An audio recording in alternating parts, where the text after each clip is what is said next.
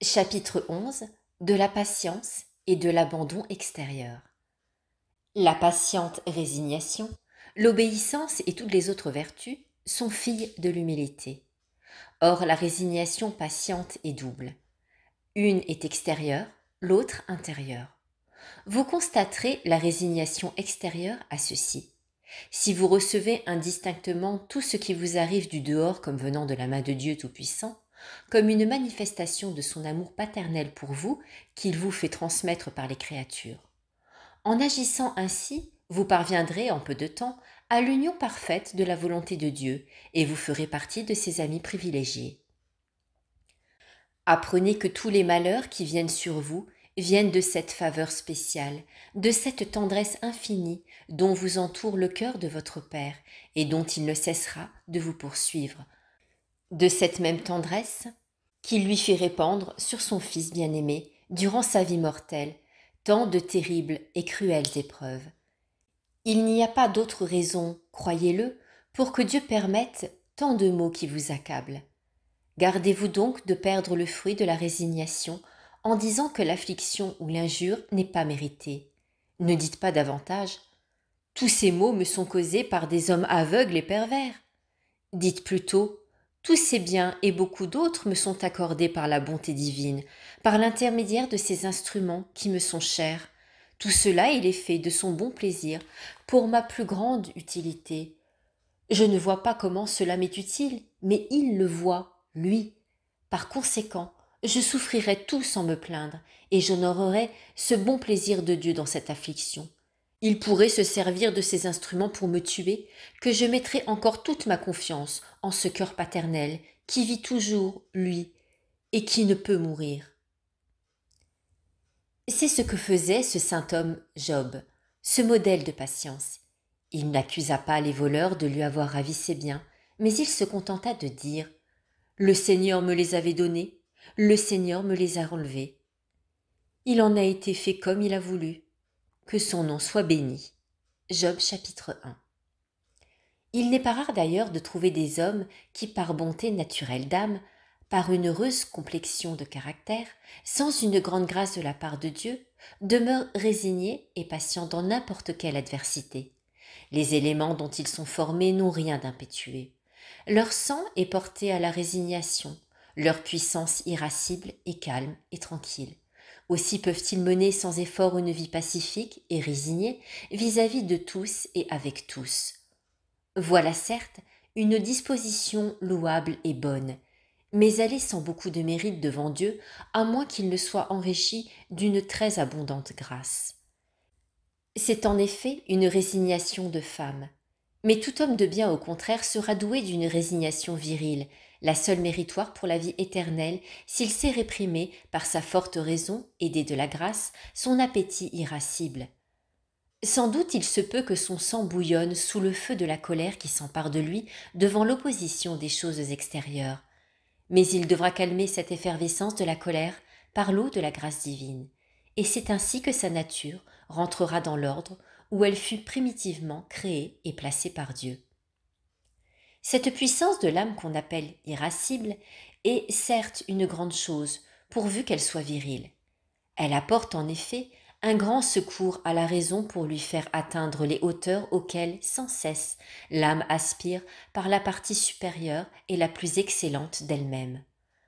On trouve parfois des chiens de chasse tellement généreux qu'ils mettent sans compter toutes les forces de leur ardente nature à la conquête de la proie vraiment digne de leur poursuite. Quant aux autres bêtes d'espèces inférieures, ils ne daignent pas même les regarder, les estimant trop viles pour les suivre.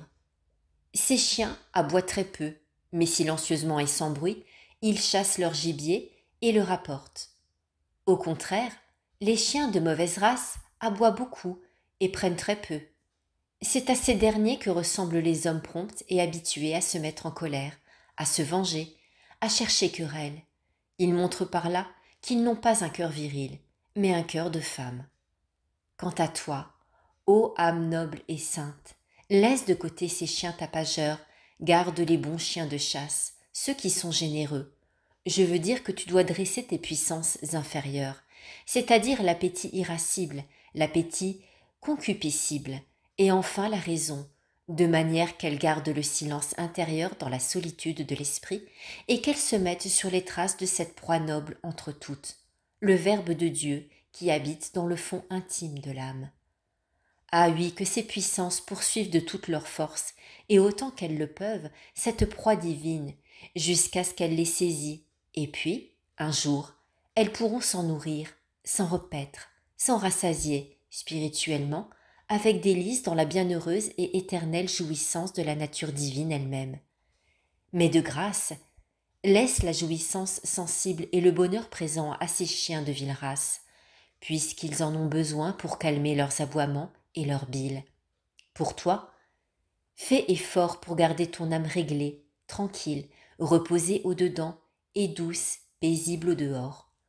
Tu sens peut-être, dans le malheur, un mouvement d'impatience et de trouble. Résiste-lui de tout ton pouvoir et supporte.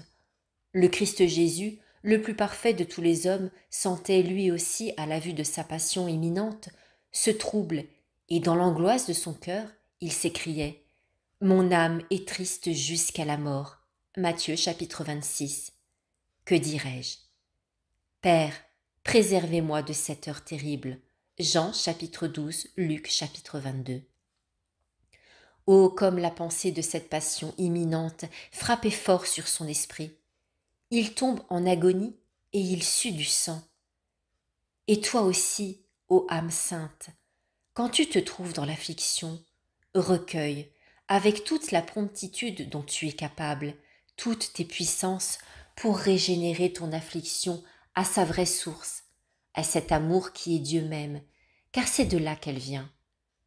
Efforce-toi de t'offrir en esprit à ton Père céleste et présente-la lui comme une couronne d'or en lui disant « Ô Père d'où découle toute paternité, me voici moi, votre fille, pauvre et infirme.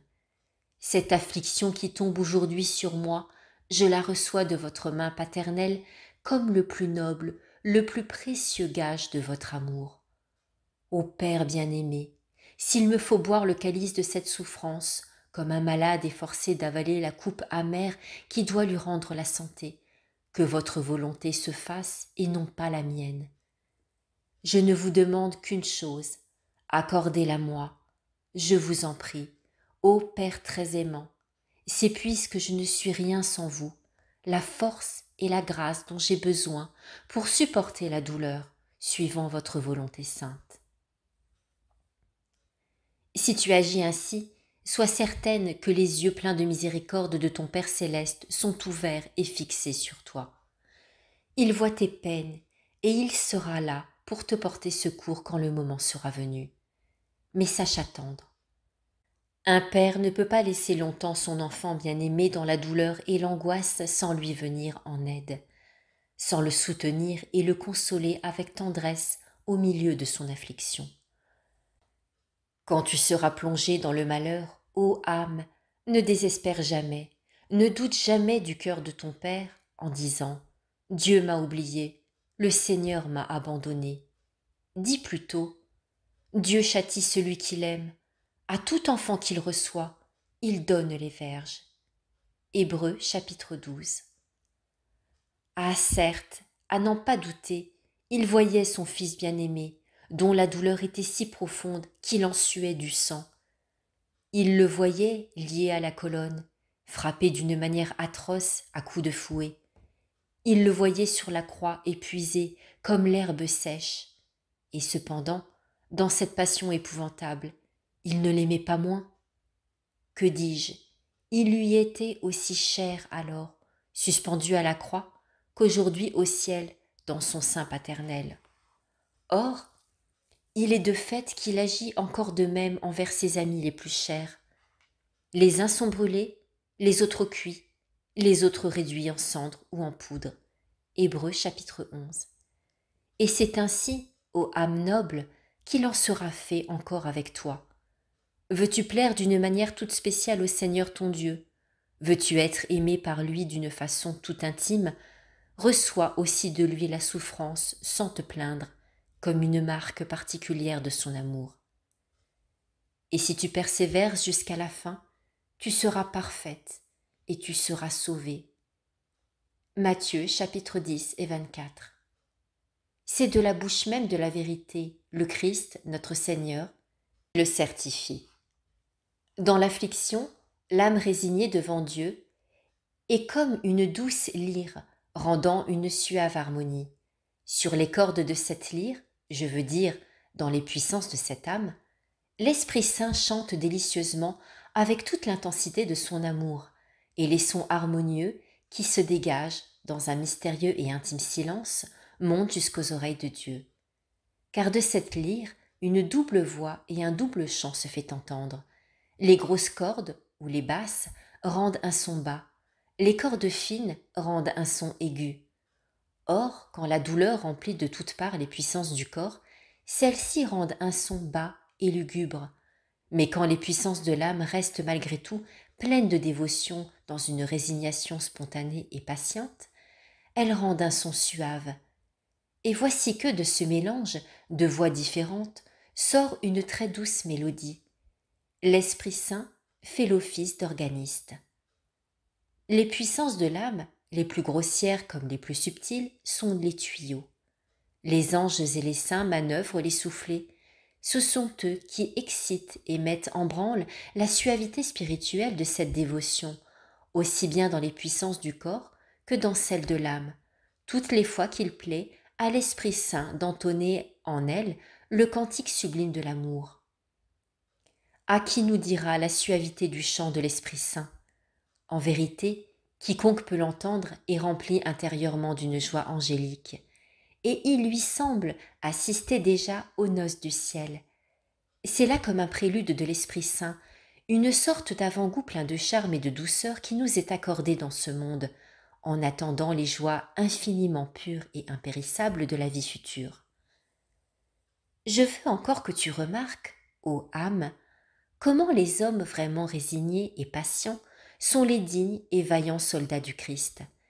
Qui pourrait concevoir l'ineffable bonheur qui inondait le cœur du roi des cieux en voyant l'habit de pourpre et de combat que son fils bien-aimé venait de revêtir, et qui, à partir de ce moment, devenait le porte-étendard de tous les martyrs sanglants, et pour tous les martyrs de l'intérieur. Oui, certes, il a pris cet habit de soldat pour montrer son courage dans ce monde. Tant qu'il était dans son éternité, il manquait de ce vêtement de pourpre, et voilà pourquoi il descendit de son trône royal et de son palais céleste, non pas comme un roi, mais comme un humble serviteur. Il livra une grande bataille avec un courage indomptable, et par sa vaillance, il gagna ces insignes du soldat et cette livrée militaire qui le rendent beau, au-delà de toute expression, aux yeux du Père éternel et de toute l'armée céleste, car depuis plus de 5000 ans, on ne l'avait pas vu encore revêtu de cet habit de pourpre et de combat. Lui-même prenait un plaisir infini à s'en voir orné, car il savait que tous ses amis de choix, les plus aimants, en porteraient un semblable, et il se réjouissait grandement à la pensée que son Père céleste aurait sous ses yeux cette armée de la souffrance, cette milice de lutteurs et de martyrs qui, maintenant, resplendissent jusque dans leur corps d'une gloire immortelle. À ces martyrs, en effet, Dieu a donné une récompense de leur patience, tous les royaumes du ciel, une auréole spéciale et une gloire particulière. Les anges eux-mêmes ne peuvent pas prétendre à cette livrée et à cette auréole des martyrs, puisque dans leur sublime nature angélique, il n'y a pas eu de place à la souffrance et le moyen d'exercer la vertu de résignation. Ainsi donc l'âme unie à un corps peut mériter, par les souffrances physiques, une gloire ineffable, supérieure à celle des anges. Le cœur du Père céleste lui est si grand ouvert que s'il était donné à quelqu'un de supporter la plus affreuse torture dans laquelle le fond du cœur lui-même serait broyé et la racine de la vie naturelle desséchée et brûlée, car n'oublions pas que plus la peine est dure, plus aussi elle est agréable à Dieu, si, dis-je, il était donné à quelqu'un de supporter cette affliction sans la moindre consolation, ni intérieure ni extérieure, je vous le déclare, Dieu comblerait cette âme de son extrême faveur, comme il en a comblé son Fils bien-aimé suspendu à la croix, quand il s'écriait « Mon Dieu, Pourquoi m'avez-vous abandonné » Matthieu chapitre 27. Dans cette résignation, le Christ reçut pour réponse Dieu lui-même, son Père, et la gloire éternelle du royaume céleste. C'est en effet dans la vraie résignation et l'acceptation généreuse de la désolation et de l'affliction, ne durerait-elle que l'espace d'une heure, que l'âme patiente peut s'élever à un degré de perfection dont toutes les bonnes actions d'une année entière la laisseraient incapable. Plus un homme est résigné dans l'affliction, et plus il ressemble au Christ. Car le Christ n'a jamais résisté à une souffrance, ni par parole, ni par un signe du regard, ni par un geste quelconque. Il a laissé percer ses pieds et ses mains par des clous. Il a laissé enfoncer cruellement une couronne d'épines sur sa tête. Il s'est abandonné lui-même, laissant de côté toute consolation naturelle. Il voulut, suivant l'expression du prophète, être réduit en poudre par la souffrance jusqu'à la mort. Psaume 21. Oh, comme ils étaient nécessaires, ces instruments raisonnables, ces cœurs inhumains et féroces, qui mirent le Christ en croix, puisque enfin, par leurs actes atroces, ils travaillaient, et pour eux, et pour nous, à la consommation de la gloire. Mais ils sont nécessaires encore ces instruments et ces cœurs haineux et cruels. Ils doivent se rencontrer jusqu'à la fin du monde pour la préparation des élus. Ne lisons-nous pas dans l'Évangile que le Christ a dû souffrir pour entrer dans sa gloire? Luc chapitre 24. Or ces membres saints et privilégiés n'entreront dans leur gloire qu'en souffrant aussi. Cependant, ô âme noble, plongée dans les afflictions, souviens-toi, pour te donner du courage, des suaves paroles du Christ qu'il a dites pour toi. Comme mon Père m'a aimé, disait-il, ainsi, moi aussi je vous aime. Jean chapitre 15. Souviens-toi encore de ces saintes promesses. Tous les cheveux de votre tête, affirmait-il, sont comptés. Luc chapitre 21. Il ne s'en perdra pas un seul. Matthieu chapitre 10. Les justes resplendiront comme le soleil dans le royaume de leur Père. Matthieu chapitre 13. Le ciel et la terre passeront, mais mes paroles ne passeront pas. Luc chapitre 21. Dans l'affliction et l'angoisse de la mort, dit-il ailleurs, regardez, élevez la tête.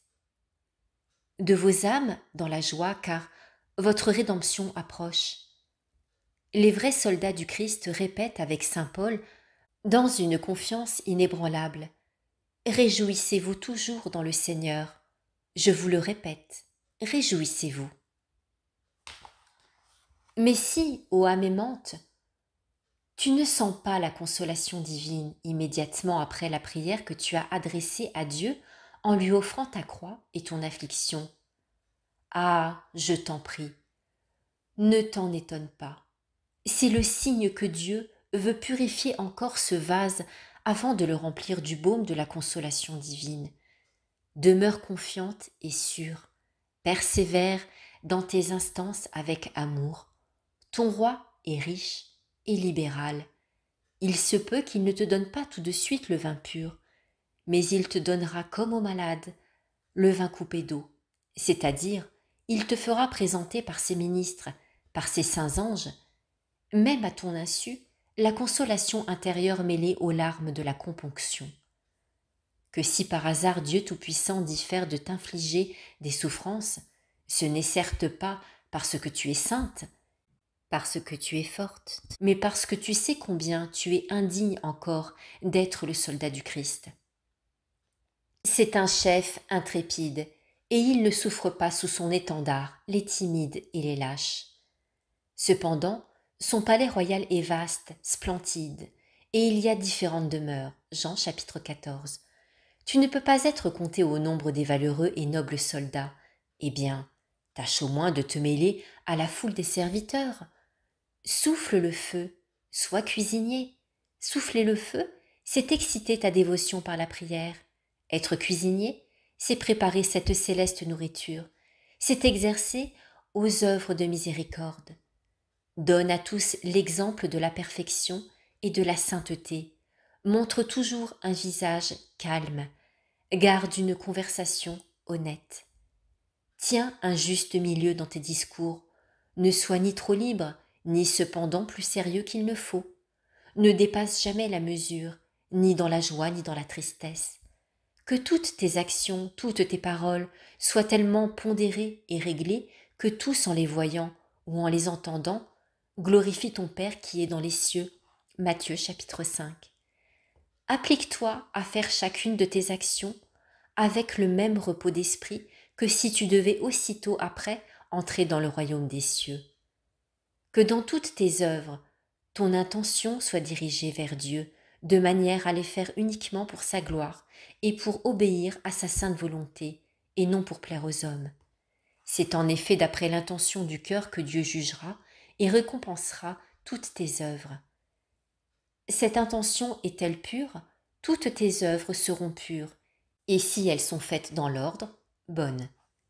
Est-elle mauvaise? Toutes tes actions sont impures, qu'elles soient ordonnées ou non. Une intention mauvaise est comme un fiel empesté qui corrompt et détruit par son goût tout ce qu'il touche. Mais voici, je suppose, qu'en ce qui touche ta personne, tout arrive à souhait. Tu jouis d'une parfaite santé. Tu as en abondance tout ce qu'il faut. Les hommes t'entourent de louanges. Toutes tes actions ont le don de leur plaire. Tu es une bonne intelligence avec tout le monde. Toutes tes entreprises réussissent. Fais jaillir la vertu de tout cela. Change la nature en grâce. Et descendant tout au fond de toi-même, tu te parleras ainsi bien sincèrement. Ô Père très miséricordieux, vos soldats bien-aimés marchent dans la voie étroite, à travers les ronces et les épines. Et moi, le dernier de tous vos serviteurs, moi, vile pourriture, je vais mon chemin, dans une voie large et facile, dans votre grand palais, au milieu des roses et des lys.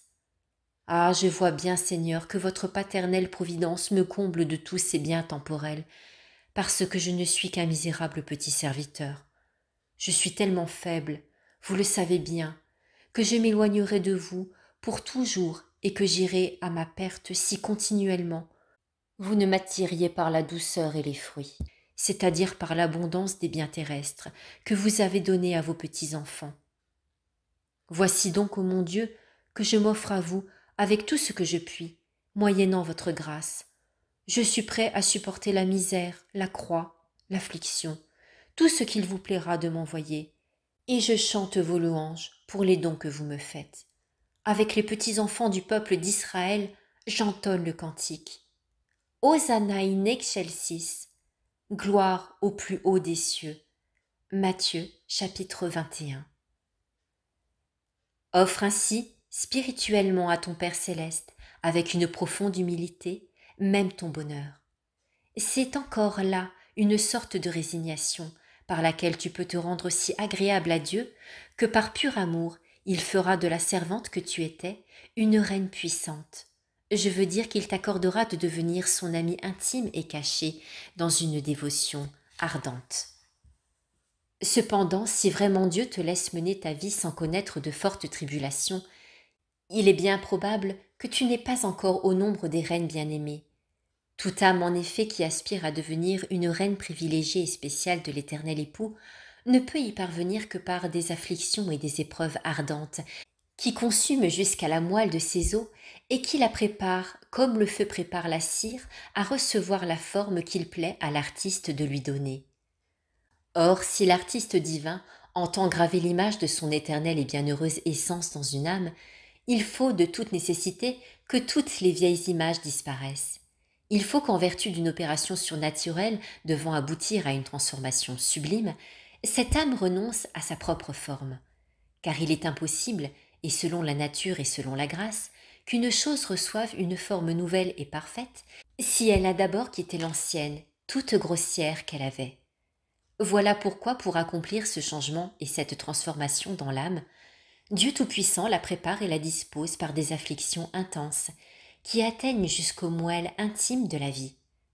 Quand le Père Céleste a décrété d'embellir cette âme par des dons magnifiques et de la transporter à un état sublime, il ne se contente pas de la laver légèrement.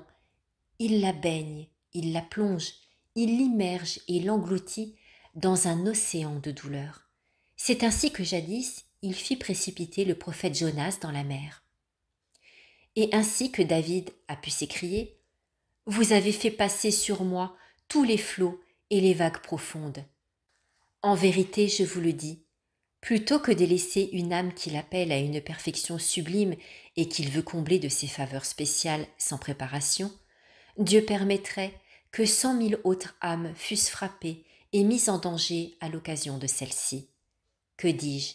Il fermerait plutôt les yeux à des milliers de saints personnages pour qu'ils puissent préparer, même à leur insu, ce vase d'élection par leur sévérité et leur jugement défavorable. Ce qui ne l'empêcherait pas, cependant, quand cette âme serait préparée, d'enlever le bandeau qui recouvrait leurs yeux et de se montrer indulgent pour des défauts dont il s'était servi d'une manière admirable pour ses mystérieux desseins. Alors éclairés d'une divine lumière, ces hommes voient manifestement à quel vase d'or couvert de pierres précieuses ils ont eu affaire. Je vais encore plus loin. Plutôt que de laisser ce noble vase souillé, il enverrait du ciel son ange pour le préparer et le purifier dans les tribulations, ainsi qu'il arriva, d'après ce que nous lisons dans l'Écriture, au bienheureux patriarche Jacob. Genèse chapitre 32. Ah, sans doute la souffrance de ces hommes de choix n'est pas toujours une souffrance ordinaire. Il arrive souvent que l'affliction que Dieu leur envoie, à l'improviste, est singulière et inouïe, si bien qu'eux-mêmes n'ont jamais rien conçu, rien imaginé de semblable.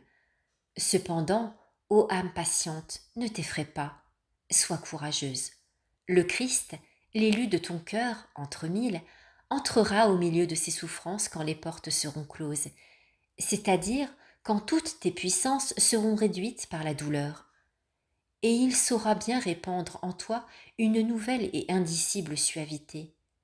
Supporte patiemment l'amertume que tu ressens pour remplacer le purgatoire ou l'enfer.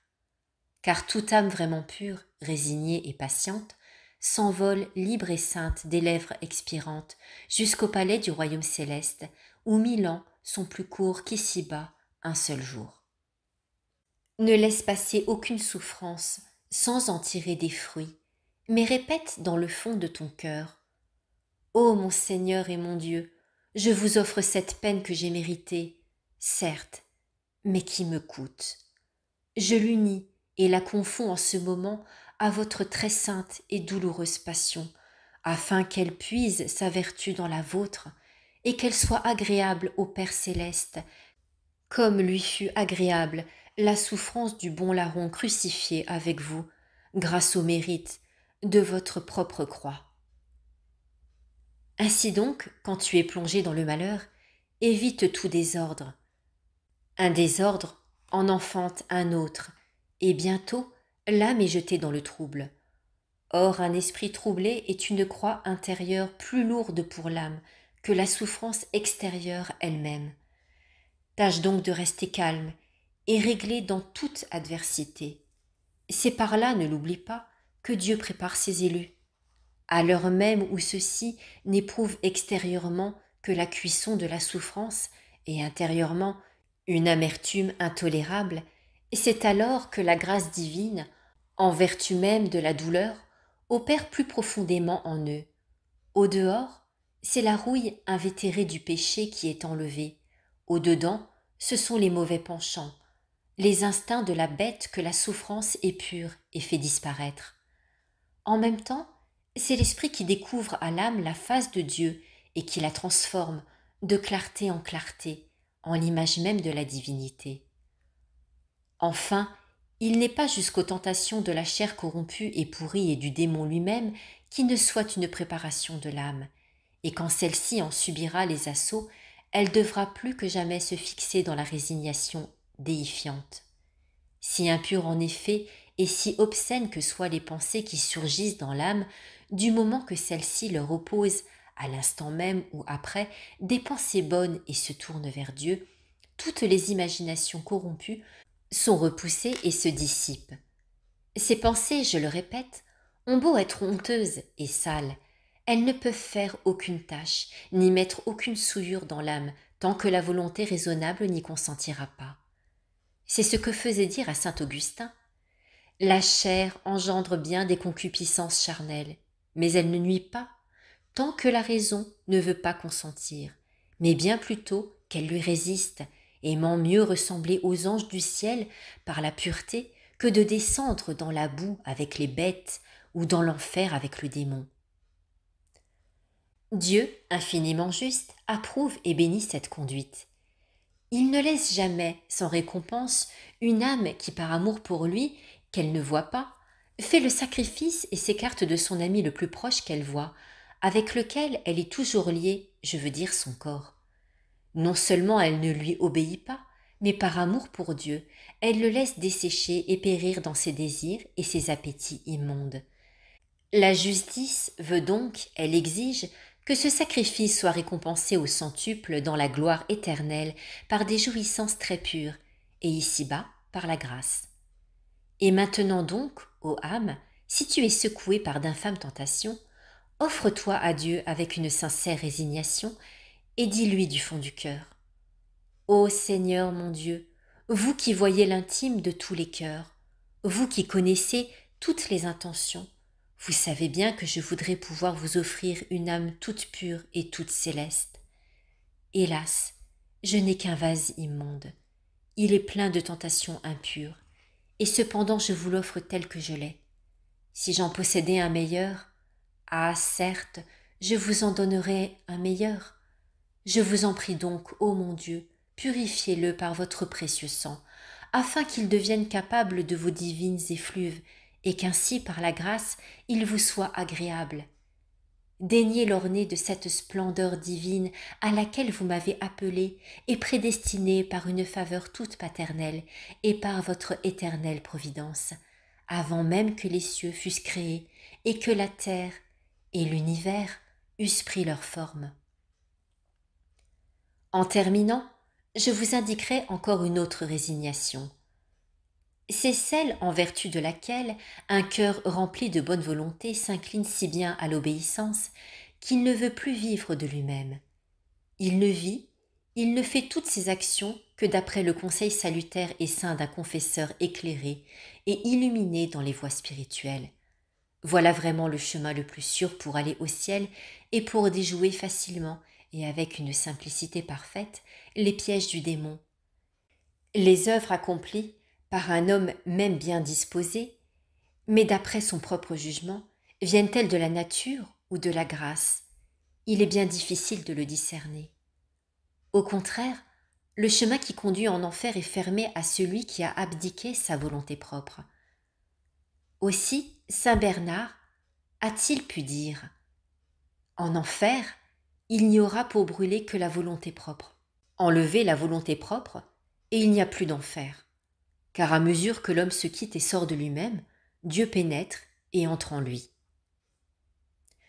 Ô combien de religieux, qui sont des martyrs inutiles, parce qu'ils sont remplis de la volonté propre, et qu'ils sont à eux-mêmes leur guide, en cherchant et en jugeant ce qui leur convient, d'où il suit qu'ils ne méritent que peu ou point de récompense pour leurs plus belles actions, tandis que s'ils les accomplissaient dans l'abandon de l'obéissance, ils deviendraient de grands saints devant Dieu.